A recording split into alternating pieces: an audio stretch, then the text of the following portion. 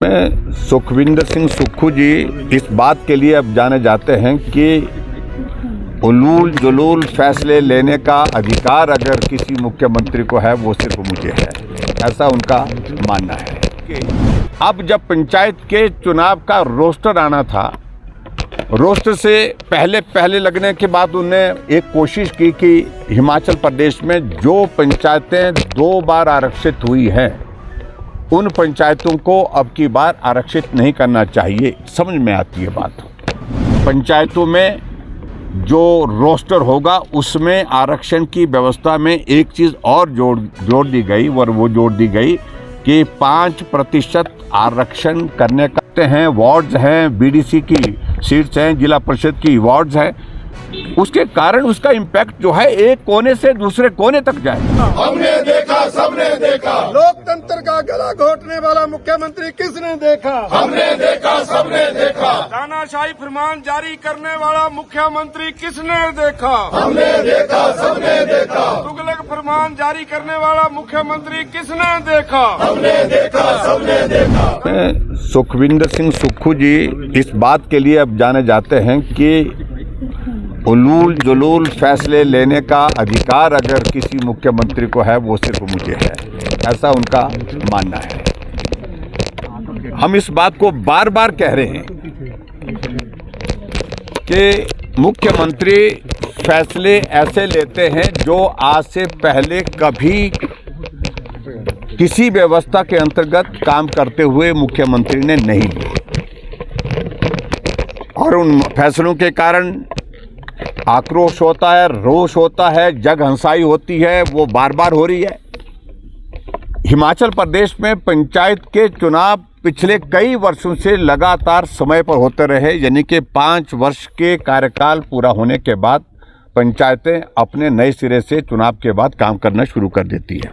अब की बार हिमाचल प्रदेश में पंचायत के चुनाव दिसंबर के महीने में होने तय थे, लेकिन पंचायत के चुनाव किसी तरह से टालने का रास्ता ढूंढते रहे मुख्यमंत्री जी। कभी रोस्टर का हवाला दे करके, कभी पंचायतों का नई गठन करने की प्रक्रिया अभी तक पूरी नहीं हुई, इन बातों का हवाला दे करके। ऐसे में अल्टीमेटली लोग कोर्ट में गए। कोर्ट में हाई कोर्ट ने फैसला दिया कि पंचायत के चुनाव आपको अप्रैल के महीने तक जो है पूर्ण करने हैं। लेकिन फिर भी उसके बावजूद मुख्यमंत्री जाकर के सुप्रीम कोर्ट गए इस हवाले के साथ कि हिमाचल प्रदेश में आपदा आई और उस आपदा के कारण यहाँ डिजास्टर एक्ट लागू है, और डिजास्टर एक्ट लागू होने की वजह से उसमें जो प्रावधान है संविधान के अनुसार इस वक्त हम पंचायत के चुनाव नहीं करवाना चाहते हैं, क्योंकि हमारा फोकस हिमाचल प्रदेश में डिजास्टर के कारण हुआ नुकसान है उसकी भरपाई करना, उसको रिस्टोर करना, उसके लिए है।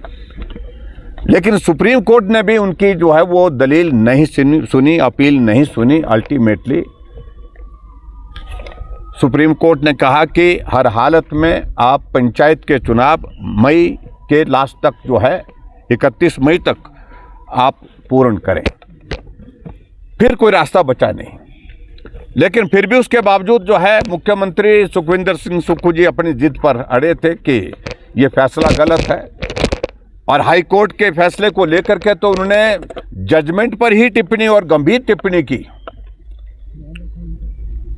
मैं उस पर जाना नहीं चाह रहा हूं, लेकिन कुल मिलाकर के अब जब पंचायत के चुनाव का रोस्टर आना था, रोस्टर से पहले लगने के बाद उन्होंने एक कोशिश की कि हिमाचल प्रदेश में जो पंचायतें 2 बार आरक्षित हुई हैं उन पंचायतों को अब की बार आरक्षित नहीं करना चाहिए। समझ में आती है बात।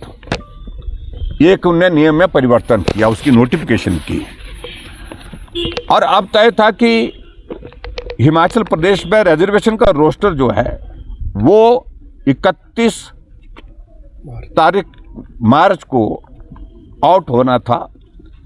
वो कट ऑफ डेट थी जिसको डिले करने की कोशिश की, लेकिन पिछले कल शाम को जो है वो एक बैक डेट से 30 मार्च 2026 की जो है एक नोटिफिकेशन निकाल दी, और उसके अंतर्गत जो है पंचायत में एक नया प्रावधान जोड़ दिया कि पंचायतों में जो रोस्टर होगा उसमें आरक्षण की व्यवस्था में एक चीज़ और जोड़ दी गई, और वो जोड़ दी गई कि 5% आरक्षण करने करते हैं। वार्ड्स हैं, बीडीसी की सीट्स हैं, जिला परिषद की वार्ड्स हैं, उसके कारण उसका इम्पैक्ट जो है एक कोने से दूसरे कोने तक जाएगा।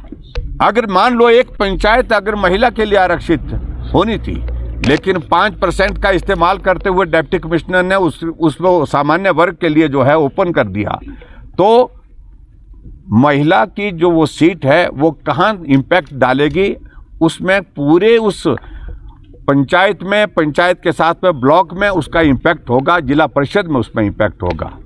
तो इसलिए इसका हमने विरोध किया है।